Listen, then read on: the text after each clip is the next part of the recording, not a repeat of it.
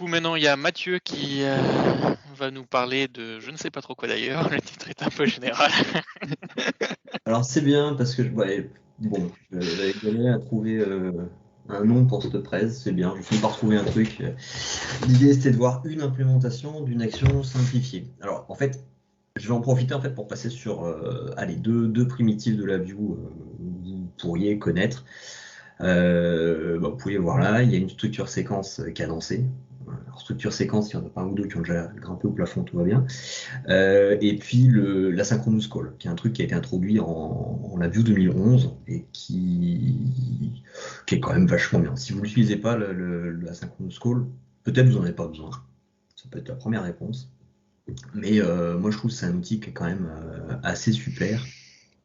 En particulier, enfin voilà, on en reparle. Allez, je ferme ça. Euh, la time structure avec un offset. Donc, dans la view, vous avez la possibilité d'utiliser une structure séquence. Ça, normalement, je ne vous fais rien découvrir. Et à moins que vous fassiez du FPGA, je vous espérais que vous n'en avez pas besoin d'énormément. Toujours, les cheveux qui se dressent sur la tête quand je fais du refactoring de code et que j'en vois de partout, en particulier quand elle est empilée. Il y a la possibilité de la remplacer par de l'avoir en cadencé. Quelqu'un, on s'appuie sur des mécanismes de cadencement un peu plus avancés. Et il y a au niveau du nœud, un truc, au niveau du nœud d'entrée là sur le côté, un truc qui est intéressant, qui est l'offset, qui permet de déterminer quand est-ce que je fais démarrer ma boucle. En voyant ça, moi j'ai une idée tordue qui m'est passée par la tête. Je vous l'illustre, ça je l'enregistre pas. Euh, on va le prendre dans ce cas-là dans un premier temps. Donc si je le configure par défaut, mon offset ici, il s'exprime, enfin avec la configuration par défaut de la time structure, mon offset il s'exprime en millisecondes. Donc j'ai un délai en secondes, je vais le multiplier par 1000, jusque-là rien de catastrophique.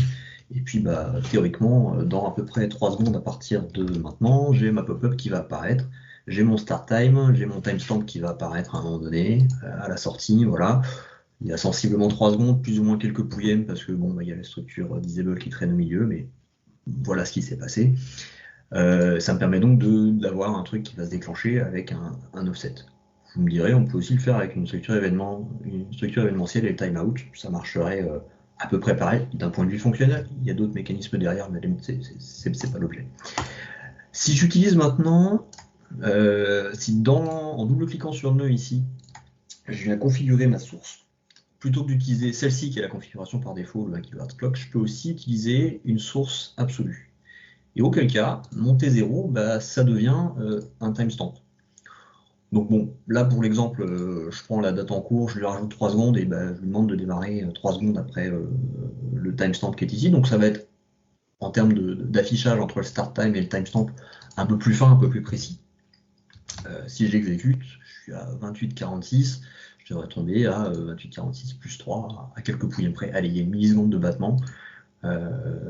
Si je le réexécute, je suis sur une machine virtuelle. Bon, voilà. Est-ce qu'on va chercher vraiment les millisecondes? C'est pas forcément. Enfin, on peut se poser la question, mais dans mon cas, c'était vraiment pas critique à ce niveau-là, dans ce que je voulais essayer de faire avec ça. Donc voilà pour la structure, la time séquence avec son offset. Je pourrais éventuellement lui demander d'aller chercher un timestamp bien précis pour démarrer dans 2 jours. Bon, je réserve que mon PC tourne pendant 2 jours, mais ça fonctionnerait. Allez. Deuxième étape, on va parler des asynchronous calls.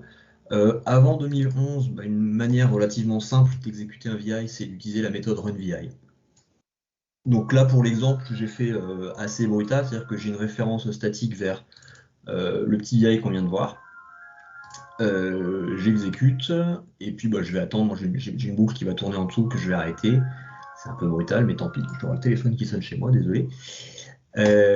Donc voilà, je suis à 100 millisecondes, donc globalement quand je vais atteindre 30 millisecondes, pouf, j'ai ma time structure qui va apparaître ici. Donc je suis capable de lancer quelque chose qui va s'exécuter quelque part dans l'espace, on va dire, et qui s'exécutera au bout de 3 secondes en l'occurrence. Pourquoi 3 secondes?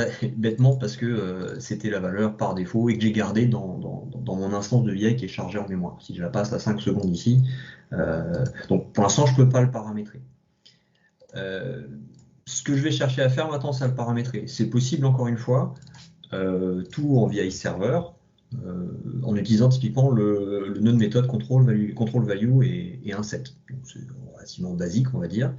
Ça nécessite de connaître le nom exact du contrôle, son label, pas du caption, attention, il peut y avoir des subtilités là-dessus. Et puis je vais appliquer ma valeur. Je le fais avant mon run. Mon contrôle n'a pas besoin d'être sur le connecteur. Petite note au passage, on peut manipuler beaucoup de choses sans forcément qu'il y ait accès au connecteur. Donc même combat, sauf que cette fois-ci, je vais lui demander peut-être 5 secondes, soyons fous. Donc là, je vais bien lui passer la valeur. Et puis, quand on va atteindre les 50 itérations, je devrais voir apparaître ma petite pop-up de démo. Bon, il y a un petit drift aussi qui traîne, je ne sais pas d'où il vient, mais peu importe. C'est peut-être le chargement en mémoire, bon, bref. Voilà l'idée. Ouais, il y a un gros drift, je ne sais pas d'où il sort. Bref. Enfin, ce qui est apparu en 2011, c'est l'asynchronous call. Donc là, on change un petit peu de stratégie. On a besoin d'un open via une référence. On a besoin de le typer, c'est-à-dire qu'on a ici une référence stricte vers le VI. Bon, ça c'est une astuce, on va dire, pour juste récupérer le chemin et pouvoir le charger sans trop me poser de questions. Je sais qu'il y a une subtilité, je ne sais plus exactement laquelle, il me semble un memory leak, qui impose d'utiliser l'un et l'autre comme ceci. Bon, je ne sais plus d'où ça vient et j'ai pas pris le temps de le rechercher. Le fait d'avoir une définition stricte, un des gros intérêts, c'est que on va avoir accès au connecteur. Et donc typiquement, mon delay, j'ai juste à le mapper directement dedans et on est parti. Il faut savoir que quand on va commencer à faire de l'asynchrone, on a 2 modes d'exécution. On le prend soit en call and forget. J'appelle mon VI et quelque part, je m'inquiète même plus de ce qui lui arrive, il va s'exécuter. Et quelque part, j'oublie sa référence. Ou, celui que je vais utiliser là, un call and collect. C'est-à-dire que je vais être capable de récupérer les données. Donc là, c'est ce que j'utilise. Mon fil de référence, il passe au-dessus, j'en ai pas besoin dans ma boucle. Et arrivé là, je suis capable de récupérer ce qui s'est passé dedans et de relire typiquement le timestamp. Si je reprends mon fameux VI, j'ai un connecteur en entrée qui est mon fameux delay une seconde, et puis j'ai mon timestamp qui va ressortir. Donc il va falloir que je quitte ma boucle ici avec mon bouton, qui est toujours un exemple vraiment, vraiment bidon, il faut que je l'arrête manuellement, mais au moment où je l'arrête, je vais aller venir relire ce qui se passe et récupérer mon timestamp. Donc j'exécute tout ça. Je lui ai demandé 2 secondes 5, voilà, je suis sensiblement à 25 itérations. Il continue à vivre en dessous, c'est-à-dire que si jamais pendant qu'il y a ma pop-up, et donc on peut imaginer, là c'est une pop-up, mais ça pourrait être autre chose, ça pourrait être du code, un autre traitement, le VI en dessous, il continue à vivre et à faire sa vie. C'est aussi l'intérêt en fait d'avoir des choses qui vont se faire en asynchrone. Ça fait un peu de complexité aussi, c'est-à-dire quand on commence à en mettre dans tous les sens, ça devient délicat. Néanmoins, moi ça m'intéressait pour être capable de dire je veux programmer l'envoi typiquement d'un message. Alors ça pourrait être une action quelconque. En l'occurrence, je suis allé prendre un petit un projet d'exemple que vous devriez à peu près tous reconnaître, qui est le message, comment il s'appelle? Ah, j'ai plus son nom. Si je fais file new, QMH. c'est pas lui, le QMH, voilà, le QMH de base. Donc, il n'y a vraiment pas grand chose de changé par rapport à ce qui est généré, merci Nicolas, à ce qui est généré par la view par défaut. Et je me suis construit une petite classe, bête et méchant, qui me permet de programmer un enqueue. Donc en termes d'API, c'est relativement simple, je vais prendre le LED que j'ai pas documenté, tout va bien, enfin voilà. Je lui passe une référence de queue, ah ça y est, je l'ai perdu, je vais lui passer un message, éventuellement des données associées, et puis je vais lui donner à quel moment, ça s'appelle start time, à quel moment il va m'envoyer, m'expédier le message, l'empiler dans la queue. Comment ça se passe? On va retrouver ce qu'on a vu juste avant pour ce qui est de l'ouverture et de l'exécution. Et puis ici, il y a un bête petit VI qui va reprendre sensiblement le même prototype, avec une petite subtilité pour le clone name, j'y reviens, mais ma fameuse structure séquence, et puis je vais faire mon enqueue quand arrive l'heure dite. En l'occurrence, le wake-up reason de la structure me permet éventuellement de ne rien faire si jamais j'ai un abort ou une autre action que le réveil, on va dire, normal. Il y en aurait peut-être d'autres à couvrir, j'ai fait ça vraiment à titre d'exemple. Et le clone name, il va m'intéresser pour pouvoir éventuellement, à l'aide des fonctions qui sont dans la palette time structure, faire un abort, un stop de la time structure. Je peux programmatiquement, à l'aide de son nom, l'arrêter et la couper. Donc ça me permet de l'aborder et puis d'attendre tranquillement qu'elle finisse. Donc en fait, je me retrouve avec 2 VI d'API et un VI privé, quelque chose de relativement simple, le fameux enqueuer qu'on vient de voir, qui est celui-ci. Le schedule qui est ici, qui veut juste le démarrer et stocker dans les données privées de la classe la référence du VI. Et enfin, un board qui vient juste vérifier qu'il y a quelque chose, enfin qu'il y a une référence de VI qui existe, et si c'est le cas, de venir éventuellement attendre qu'elle soit finie. Ça, c'est le cas où quelque part le message a été envoyé et je veux juste récupérer les données. Au niveau de ce nœud, petite subtilité, on a ici un timeout qu'on peut paramétrer. Je crois que par défaut elle est à -1. Là l'idée c'est qu'en faisant 0, je veux m'assurer que le truc a été exécuté normalement avant d'arriver ici. Si c'est pas le cas, je vais prendre une erreur. Si j'ai une erreur, je vais juste récupérer le fameux clone name, je lui demande de s'arrêter, ça doit piloter ma boucle et l'arrêter correctement, enfin l'arrêter, lui faire un abort, et ensuite j'attends la fin de l'exécution, avec cette fois-ci un timeout un petit peu plus long. Le timeout n'est pas visible à ce niveau-là, on est obligé de venir le chercher dans les propriétés du nœud. Bon, voilà, faut le savoir. Ça pourrait être un tout petit peu plus lisible, éventuellement avec un terminal. Bon, il faudra que je fasse la suggestion un jour. En pratique, qu'est-ce que ça donne? Je vais me retrouver avec ici. Je vais juste jouer en fait sur un toggle, mettons un autosave. Allez, toutes les 10 minutes, on va faire toutes les 5 secondes dans le cas de l'exemple, histoire de voir les choses passer, mais toutes les 10 minutes, je fais un enregistrement sur fichier, je sais pas, d'un certain nombre de statistiques de mon appli ou je ne sais quoi. Peu importe, finalement, c'est vraiment juste à titre d'exemple. Mon toggle, il va simplement jouer sur un flag autosave qui se trouve être dans mes datas de mon QMessageHandler. Quand je le démarre, je vais lui demander d'empiler un autosave. Je lui donne la date en cours. En gros, il va l'exécuter immédiatement. Si je bascule à false, je lui demande simplement de faire un discard, de faire un stop et de l'annuler. Et dans le cas qui va me faire l'autosave, c'est un peu le bazar, mais c'est pas grave. Éventuellement, j'annule le précédent, enfin, je me permets de purger le précédent et je vais en reprogrammer un en disant je prends le temps en cours, je le divise, je le bascule en secondes, je le divise par le nombre de secondes, mettons un multiple de 10 secondes. Voilà le nombre entier de secondes, enfin de fois 10 secondes que j'ai, je rajoute un, je le multiplie et quelque part ça me permet de tomber sur le multiple entier de n secondes qui m'intéresse. Ça c'est juste pour lui dire voilà, j'ai reçu quelque chose à telle heure, j'ai fait un autosave à telle heure. Je vais l'illustrer en fonctionnement. Ça ce sont les messages, on va dire, les plus basiques qu'on a dans l'exemple. Si je fais un toggle de l'autosave, je dois avoir une première exécution à 31 par exemple. La prochaine devrait tomber à 35, puis ensuite à 40. L'idée aussi, c'est de dire, plutôt que de piloter avec un timeout ou avec un helper loop, je me mets un mécanisme qui me dit tu m'empileras ça à telle heure. Et puis à la limite, peu importe que dans mon application, j'ai un nombre de messages conséquents à traiter qui arriverait en continu. Je suis sûr au moins que mon message me disant fais telle action sera empilé à telle heure. Il sera traité plus tard, potentiellement avec du retard s'il y a beaucoup d'éléments à dépiler, mais il sera traité. Voilà l'idée. Alors je sais pas si c'est une bonne idée. Moi, je me suis dit que ça pourrait rendre service. J'ai vu aussi en grattant un tout petit peu sur VIPM qu'il était possible de faire des choses avec un toolkit de OpenGX autour de Cron. Je ne sais plus exactement comment il s'appelle. Je l'ai mis par là. Je dois avoir le lien.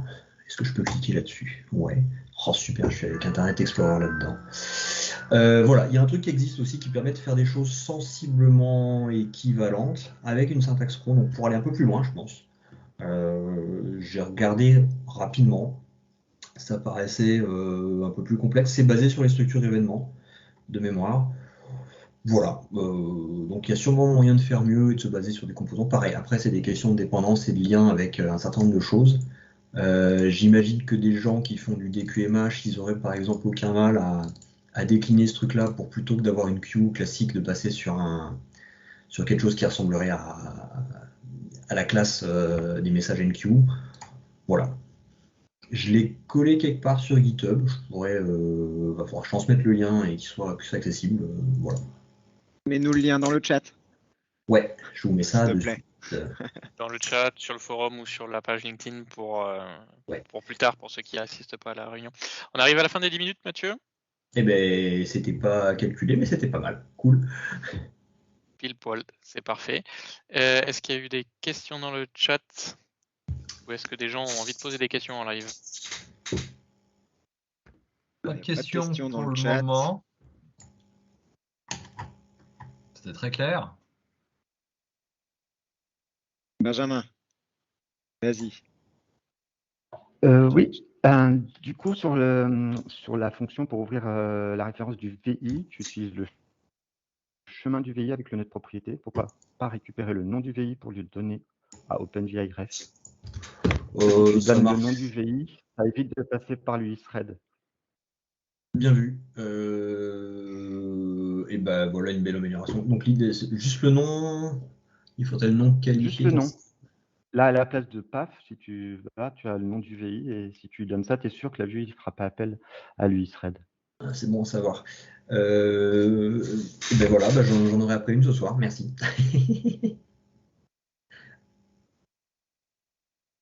Quand tu dis, Benjamin, quand tu dis que ça passe par l'UIthread, ça veut dire que on a le problème de la route loop, si on fait ça? Oui, c'est ça. Ouais. D'accord. Si tu lui donnes Ok. le chemin, OpenVIRef s'exécute dans la route loop. Si tu lui donnes le nom, il exécute dans le thread dans lequel il est appelé.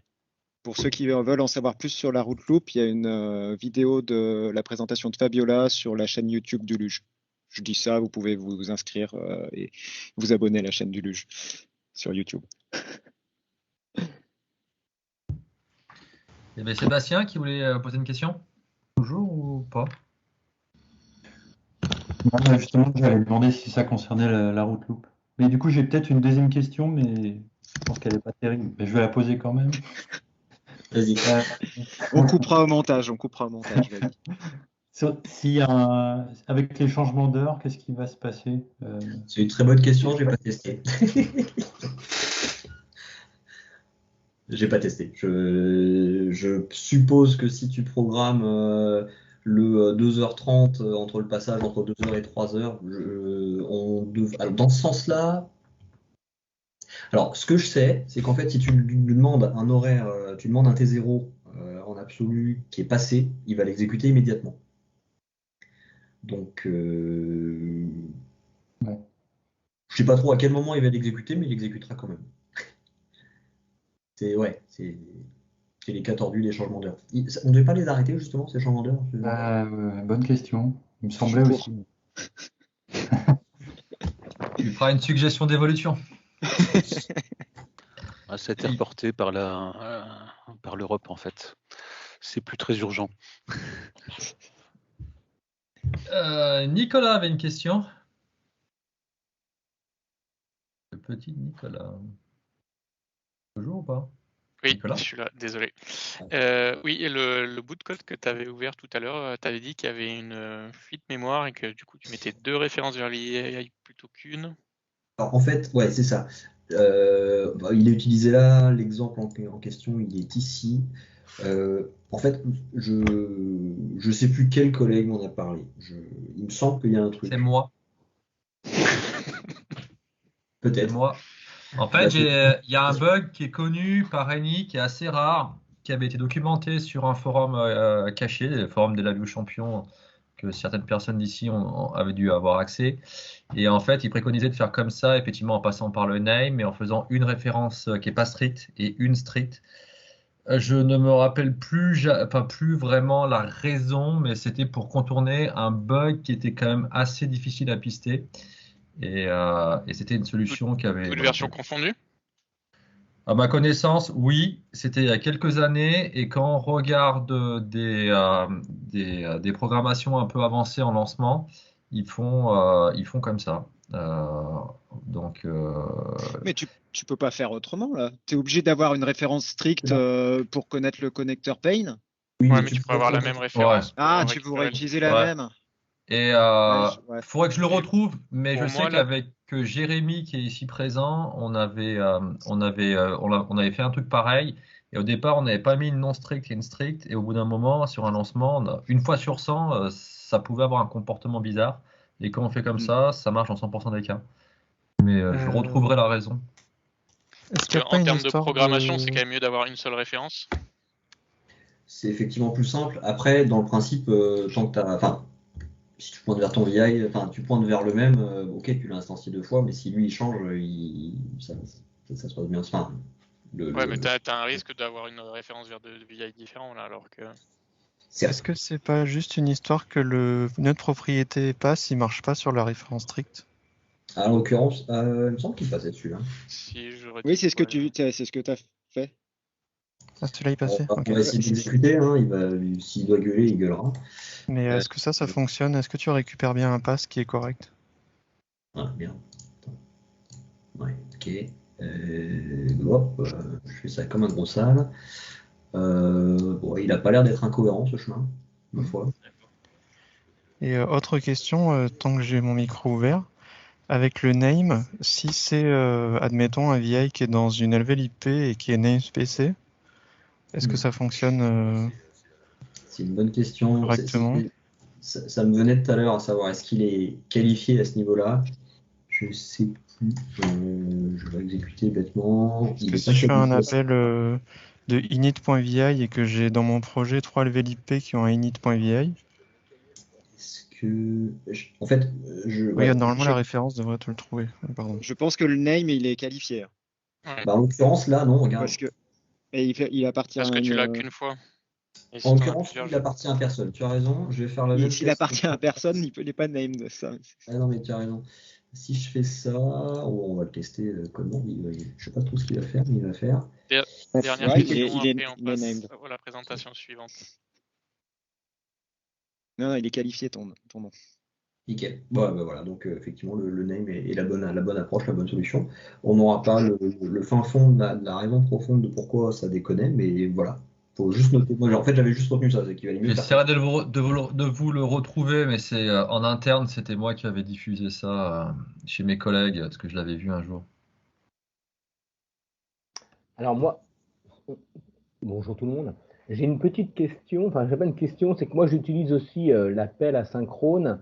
En revanche, je ne sais pas si le refnom que je branche est du type strict. J'ai regardé, il a l'air d'être strict, puisque quand je regarde le menu local, c'est ce qu'il me dit. Par contre, je n'ai pas l'étoile rouge, moi j'ai une icône, c'est comme un sens interdit de stationner. Non, pas avec 2 couleurs, mais c'est un rond avec un trait oblique dedans. Ça vous dit quelque chose? Ça doit être juste entre guillemets, le nom n'était pas correct, mais la spécification du connecteur qui peut suffire. Là, ça pointe. Alors, je ne sais plus comment on bascule de l'un à l'autre. Et de toute façon, j'ai plus le partage, donc je ne pourrais pas montrer. Mais ça... On est arrivé à la fin des questions. Est-ce que ça vous dérange? Il y aura un petit peu de temps à la fin des présentations, qu'on voit ça à la fin des présentations. J'essaye de retrouver. Et en attendant, Mathieu, tu peux essayer de retrouver ça. Ça marche. Ok.